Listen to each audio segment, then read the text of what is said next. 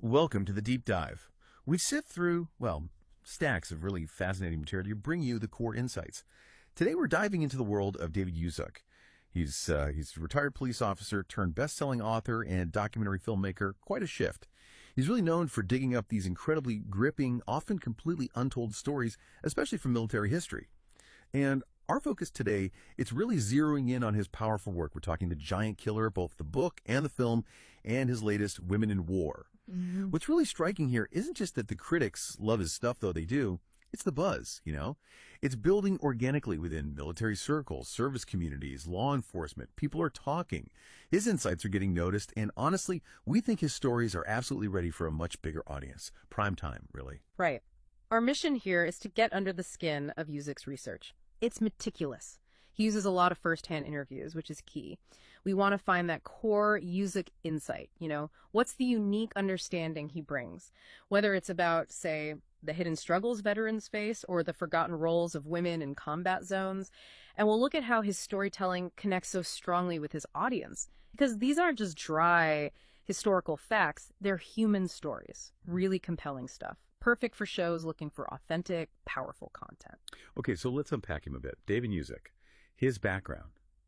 It's not your typical author's journey. 19 years, almost 2 decades with the Ventura Police in Miami. Oh. And not just patrolling. He was undercover, a detective, serious cases. This was, real hands-on police work. He even picked up a couple of Officer of the Month awards, got recognized by the Dade County Chiefs Association. So he was good at it.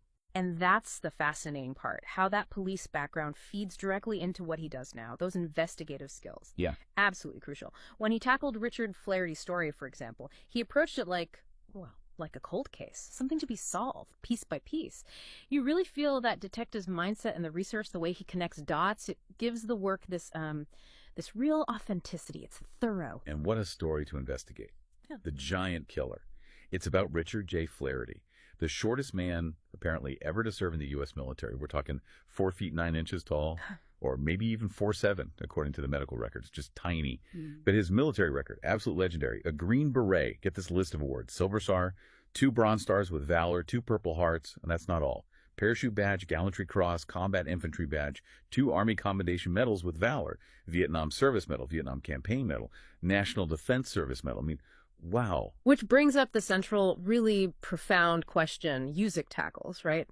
How does that guy, a decorated war hero, end up homeless in Miami? It's a jarring contrast. And it forces you, the listener, to really think about how we treat our veterans, especially those with invisible wounds. Yuzuk's work really shines a light on, the gaps in the system, the societal failures that let someone like Flaherty fall through the cracks. The takeaway he seems to want us to grasp is the huge, often unseen cost of service, and maybe our collective failure to fully support those who pay it. And the connection. Yuzuk knew Flaherty, befriended him for 15 years while he was still a cop. But Flaherty, this incredibly decorated but really enigmatic guy, he only started spilling his secrets in the last few weeks before he died. Mysteriously. Yeah, he waited until the very end, which says a lot about Flaherty and also about the trust he must have placed in Yuzuk. And that death. Yeah. It's incredibly suspicious, isn't it? Deeply suspicious. A hit and run. And the driver. She was the court stenographer for the Miami-Dade Police Homicide Unit, of all places. But no charges were filed. None. And she didn't initially report the damage to her car or even seeing his body, though she apparently came back to the scene later. Yuzuk lays out these facts really carefully, doesn't speculate wildly, but just presents them. It leaves you with a lot of questions. It underlines why this investigation was so necessary.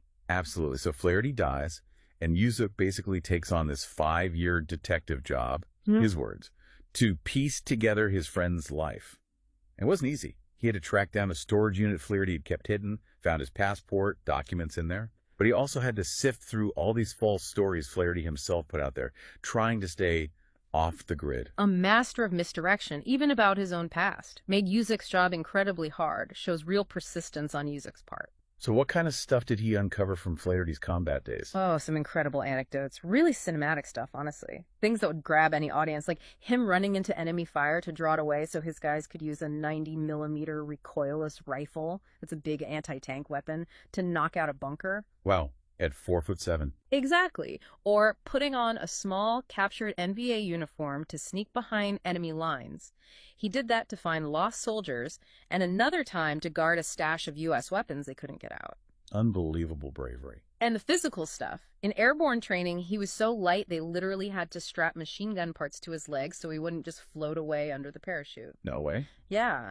Flaherty thought his size was his biggest edge, made him hard to hit, said the enemy always aimed high. That makes a strange kind of sense. And then there's the story about a typhoon. Caught in a flooded rice paddy, almost drowned. His buddy, Al Dove, saved him. And right after that, they stumbled upon an NVA captain who was carrying critical plans for an upcoming attack. Just incredible timing. These details are amazing. You can see why this resonates. Absolutely. Perfect material for platforms that love those deep dives into survival, military tactics, the sheer unpredictability of combat. But after the war, the story turns darker. It does. Flaherty clearly struggled. Early signs of PTSD, what they might have called shell shock or battle fatigue back then. Terms that really didn't capture the depth of the trauma. Self-medicating with alcohol. Heavily. And intense paranoia, believing he was being followed by State Department agents, hearing Huey helicopters. It's a heartbreaking look at the hidden toll of war, especially when society just wasn't equipped to understand or help. And his life after the official military service wasn't exactly quiet either, was it? Not at all. He got involved in clandestine work, private contractor, mercenary stuff, worked with Gwynn Industries, which later became Bushmaster Rifles, a company with its own complex history. Yeah. He was apparently gathering intel before the potential Grenada invasion, had advisory roles in Rhodesia, South Africa, Venezuela. Often the implication is working for the agency. So he never really left that world. Stayed off the grid. Seems like it. A life lived constantly in the shadows in high-stakes environments. Yuzuk himself says this whole experience digging into Flaherty's life, it profoundly changed him. You can tell. It wasn't just solving a mystery. It forged this deep connection with veterans, a real commitment to getting their stories out there. It feels like a mission for him now. And The Giant Killer found its audience. Big time. Definitely. Critically acclaimed documentary, it won awards, People's Choice at Silicon Beach Film Fest, Best Film at a UK festival, official selection in Rome, Fort Lauderdale. And the book. Best-selling nonfiction book and audiobook. You can find it easily. Amazon Prime, Google Play, YouTube, Tubi. It's accessible. Which proves there's a real hunger for these kinds of authentic, detailed, human stories, especially ones with a military connection, but also this element of mystery and tragedy. Exactly. It's proven content.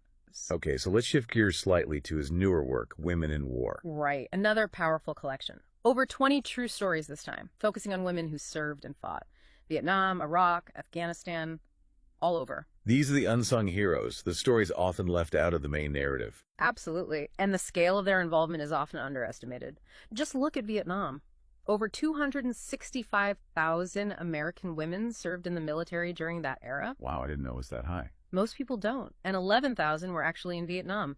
90% of them were volunteer nurses. Facing unimaginable situations, I assume. Daily. Massive casualty situations, as the book describes it. Amputations, terrible wounds, chest tubes. Just constant trauma.